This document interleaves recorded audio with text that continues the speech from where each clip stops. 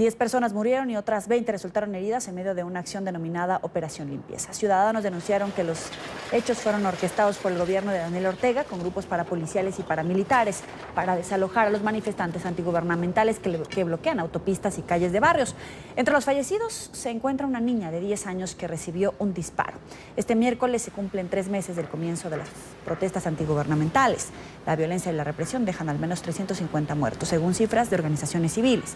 Una vez más, la Comisión Interamericana de Derechos Humanos pidió al Estado de Nicaragua garantizar la vida de la población.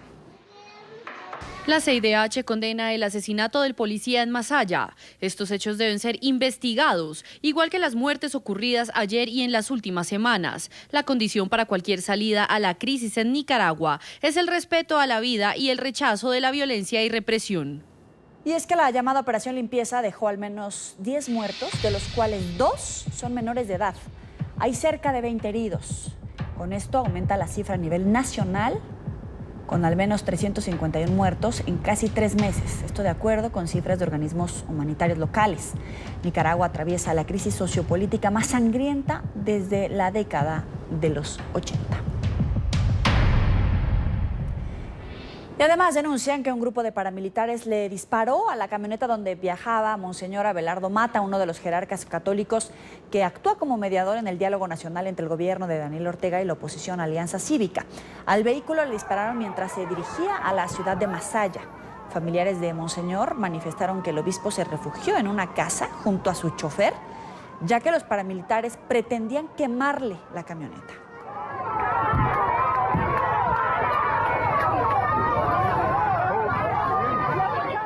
Y hacemos otro contacto en Bogotá, específicamente en la cumbre de Concordia, con Idania Chirinos, que nos trae más información. Ahora un análisis de Nicaragua. Vamos contigo, Idania. Gracias, Joely. Ciertamente estamos en Concordia y desde aquí tenemos la oportunidad de conversar con la expresidenta de Costa Rica, Laura Chinchilla. Costa Rica, país centroamericano, vecino de Nicaragua, no tenemos otra forma de comenzar que no sea hablando de esta crisis que ocupa a todos los líderes de la región. Presidenta, primero, buenas tardes, gracias por estar con nosotros. Buenas tardes, un gusto acompañarles, Idania. Presidenta, ¿qué hacemos con Nicaragua?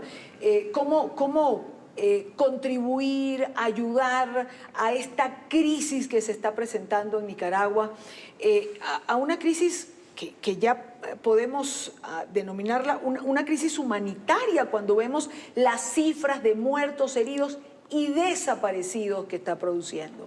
Lo primero que yo aconsejo hacer, Idania, es mirarse en el espejo de lo que ha acontecido en Venezuela y que la comunidad internacional, en consecuencia, actúe de manera mucho más oportuna, de manera mucho más drástica para impedir que Daniel Ortega arrastre a Nicaragua a un escenario casi sin salida como el que tenemos hoy en Venezuela. Quizás ayuda muchísimo el hecho de que en Nicaragua la gente en las calles nos está dando el ejemplo de que están dispuestos a pagar con su vida, porque en 3 meses de protestas ciudadanas ya han muerto más de 300 personas, estamos hablando de 10 personas por día, y es en nombre de la valentía que está mostrando el pueblo nicaragüense en las calles dispuesto a entregar su vida por la restitución de la democracia que la comunidad internacional tiene que actuar. Más allá, eso sí, de las proclamas que ya hemos escuchado en el seno de la OEA, por parte del secretario general de las Naciones Unidas, del secretario general de la OEA, y hay que pasar al campo de los hechos. Hay que buscar sanciones que le duelan a los representantes del régimen mucho antes que lo hicimos en el caso de Venezuela. Ahora, ¿por qué la región o los presidentes de nuestra región son tímidos en relación a ese tipo de sanciones? Usted ha mencionado Venezuela, lo sanciona la Comunidad Europea. Han sancionado funcionarios en Estados Unidos. ¿Qué pasa con la región? ¿Por qué no pasamos, como usted dice, de los meros planteamientos o de la retórica a la acción?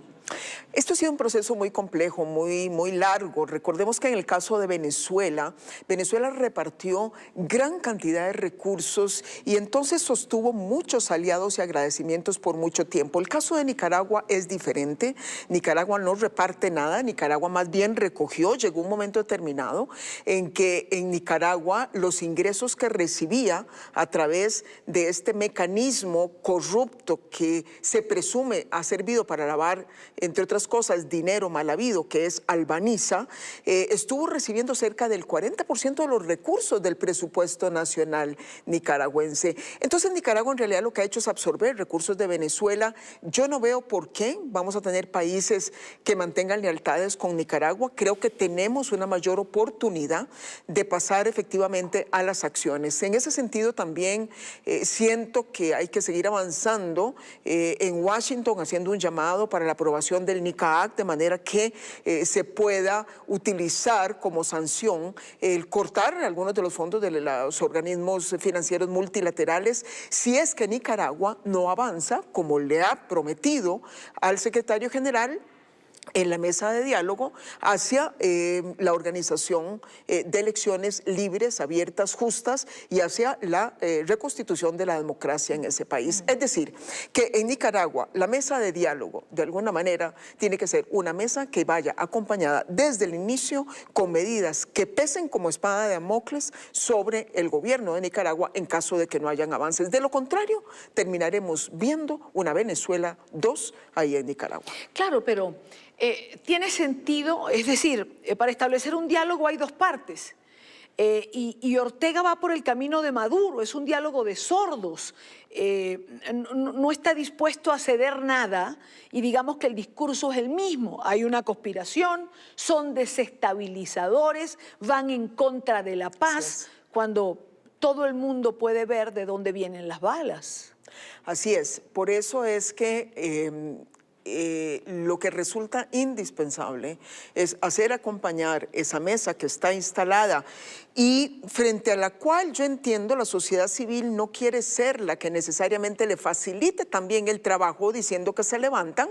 De alguna manera está sirviendo para que la sociedad civil, que valientemente junto con la conferencia episcopal que hacen como garantes, puedan poner en evidencia que lo que Ortega busca no es dialogar para conseguir resultados, sino dialogar para ganar tiempo. Pero al mismo tiempo, necesitamos que la comunidad internacional vaya sumando acciones y sanciones concretas para que al régimen se le cierre lo más pronto posible cualquier válvula de ingreso de recursos que le pueda estar ayudando a sostenerse. Presidenta, más allá de las sanciones, ¿qué tipo de acciones concretas pudiese sumar la región con el caso particular de Nicaragua? Bueno, ya hay algunas cosas que se han sugerido y también un poco emulando lo que ha pasado con algunas sanciones impuestas sobre representantes del régimen de Venezuela. Podríamos citar, por ejemplo, congelamiento de cuentas bancarias de representantes del régimen de Nicaragua, imposibilidad, por ejemplo, de que estas personas circulen por nuestros países o sus familiares. Solamente en Costa Rica, y Dania, han estado viviendo gran parte de los hijos y de la familia Ortega Murillo. Nosotros estamos haciendo una excitativa para que en Costa Rica empecemos a adoptar ese tipo de medidas, para que, por ejemplo, se paralice todo tipo de acciones comerciales con Albaniza o sus subsidiarias. En Costa Rica ya, y eso es una cosa positiva, una empresa Alunasa, que esa sí es venezolana, ya los bancos estatales de Costa Rica le están cerrando sus cuentas bancarias. En fin, hay un conjunto de elementos que se pueden considerar. ¿Qué hace la diferencia? Bueno, que no lo hagan 1, 2 o 3 países, que lo haga la comunidad latinoamericana en su conjunto o la mayor parte de países para que en consecuencia sientan el peso de ese tipo de acciones y sanciones. ¿Cómo se desdibuja, Presidenta, la figura de un hombre que contribuyó en una revolución que tumbó al dictador Somoza y que en sus acciones de hoy en día está simplemente multiplicando las muertes, los heridos, los desaparecidos? ¿Tanto enferma el poder, usted que lo ha tenido? El poder es es de lo más peligroso que existe. Las redes del poder son capaces de atrapar a quien no tenga una clara noción de lo que se tratan los preceptos del ejercicio del poder en democracia. Es decir, si estamos combinando lo que significan esas redes del poder con personalidades de muy débiles convicciones democráticas, usted tiene ahí la mezcla perfecta de los autócratas que estamos viendo de nuevo resurgir, no solamente en América Latina, sino en otros países. Es decir, que llegan utilizando precisamente los instrumentos democráticos a través del sufragio universal, pero que una vez que están ahí no se quieren ir nunca. Daniel, yo creo que siempre fue así. Recordemos que Daniel se fue por unas elecciones que fueron casi impuestas, sí, cuando estaba enfrentando una guerra de una contrarrevolución que se llamó en ese momento, y que lo único pues que lo salvó fue un plan de paz, entre otros gestionado por el expresidente Óscar Arias y en compañía de otros presidentes en ese momento de Centroamérica. Y bueno, Daniel fue a unas elecciones que él no imaginó que iba a perder. Yo estoy segura de que de haber previsto él ese resultado, nunca habría ido. Daniel siempre ha sido este Daniel que hoy estamos viendo, nada más que logró maquillarse por muchos años en este segundo periodo presidencial. Pero ha dejado la careta en el piso hace varios días atrás. Sin lugar a dudas. Y de manera verdaderamente sangrienta, de manera que será recordado como el peor dictador de la historia de Nicaragua. Somoza es un niño casi aprendiz de dictador cuando se le compara con los excesos y las muertes que al día de hoy acumula el régimen de Ortega Murillo. No quiero despedir la presidenta sin que hablemos de su país, de Costa Rica, donde hoy también ha renunciado el presidente del máximo Tribunal de Justicia.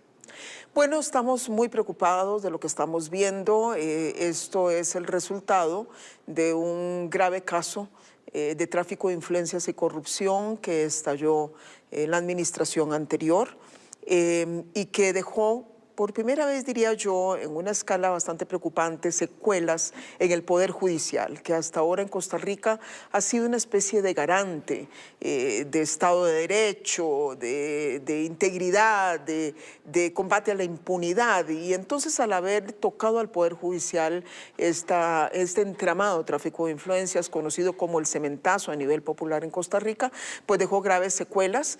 Hemos estado viendo una serie de acciones que se han desencadenado, que han generado mucho disgusto de la población. Y bueno, hoy pues amanecemos con la noticia de que el presidente del Poder Judicial, ante la crítica de la ciudadanía, ha decidido acogerse al retiro, cosa que tampoco está tranquilizando los ánimos de la gente. La gente cree que más que el retiro, lo que se impone en estos casos es una clara sanción. Veremos en qué termina. Mi país pues sigue teniendo unas grandes reservas institucionales. Yo espero que podamos superar esta crisis sin que necesariamente se oculten los casos que habrá que investigar y sobre los cuales habrá que emitir alguna sanción en las instancias que corresponden, que son precisamente las instancias judiciales. Una última pregunta, presidenta. ¿La democracia está a prueba en muchos de nuestros países? Está a prueba a nivel global. No solamente en muchos de nuestros países, sí, en general. Sí, y Dani, está a prueba a nivel global. Recordemos que los informes que nos presenta la Unidad de Inteligencia del Economist año con año, ya por tercer año consecutivo, viene indicando que estamos viviendo una recesión democrática en todo el mundo. En América Latina no es la excepción, y por eso es que precisamente cada vez que vemos circunstancias tan extremas como las de Nicaragua, como las de Venezuela, no podemos ser indiferentes, porque de lo contrario, el mensaje que estaremos enviando es de conectar las prácticas antidemocráticas que parecieran estar creciendo y esas tentaciones autocráticas que parecieran estar queriendo regresar a nuestra región. Presidenta, gracias por acompañarnos. Gracias de nuevo a ustedes.